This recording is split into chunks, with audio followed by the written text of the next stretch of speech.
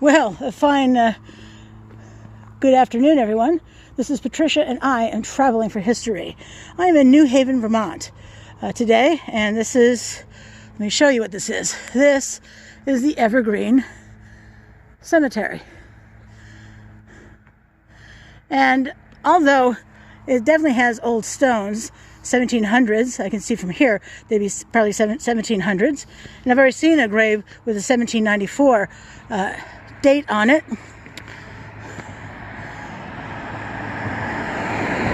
I actually came here for one specific grave. As long as I'm here in New Haven, why not? And we can see the hours. 8 p.m. to 7 a.m. is when they're closed. So that's handy to know. And aren't these gates gorgeous? Wow. Wow. I was commenting on the gates at and the fencing at the Shelburne's Village Cemetery. And these are just as beautiful. But I'm here for one specific grave. And whose grave would that be, you're wondering? Well, let's come over here.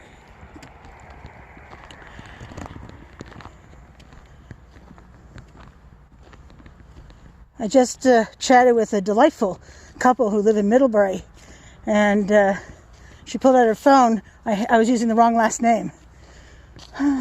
It happens. So, I'm here for this mound right here. This is a burial mound, if you will. And it's very specific to,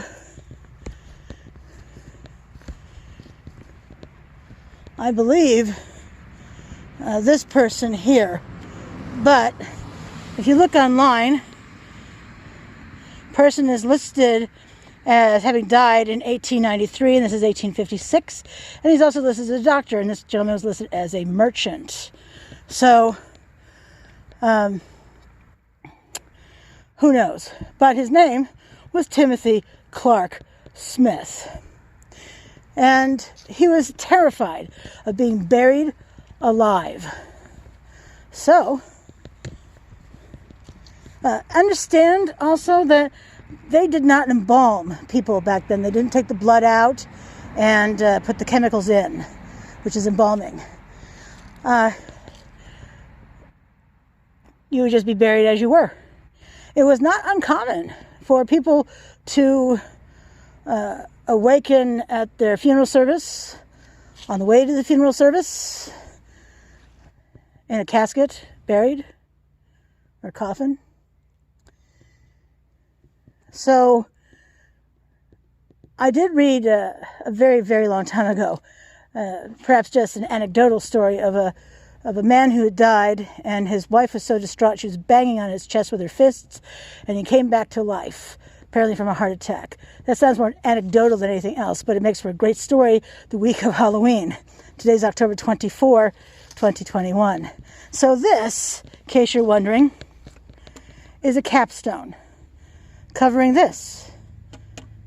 And underneath this is a set of stairs that went down to his grave. He was so afraid of being buried alive that reportedly he was buried with a bell in his hand as well as a breathing tube. And the most interesting part of all this, perhaps, is what's up here on top of the mound. So let me get up here. Alrighty. This horizontal piece of glass is actually, at least it was, a way for people to see his face. 6 feet down. And let me move my microphone. Now,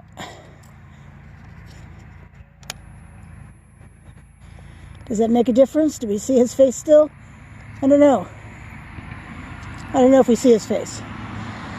I don't know if I see his face anyway. You can let me know in the comments below if you see his face. Anyway, I did read that you can only see a few inches down due to two things: the moisture and the age of the glass.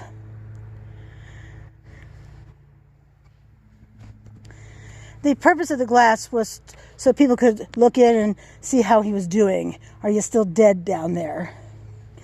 Apparently his burial went smoothly and there were no issues. Now, the coinage. Now, I know from visiting lots and lots of cemeteries that the stones you see are from people to show that they've been here. I'm guessing that's what the point of the coins is as well.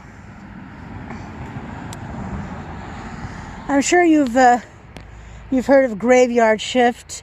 It comes from people working overnight in graveyards to make sure that they didn't hear any knockings, they didn't hear any screams, that if someone had a bell, they didn't hear bells, all that stuff.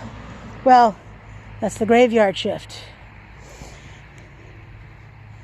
Anyway, so Timothy Clark Smith resides here in this burial mound at the Evergreen Cemetery in New Haven, Vermont. As you can see, it's a pretty interesting cemetery. Definitely older and newer monuments here. Certainly old and new. Rose granite, and this metal one over here. That's metal. We've seen metal before at the Greenmount Cemetery in Montpelier. That was the one that's it's been fixed. It's leaning precariously, and it's been fixed with a 2x4 and a bungee cord and bungee cords. I have to go back down there to see if they really fixed it or not. Anyhow.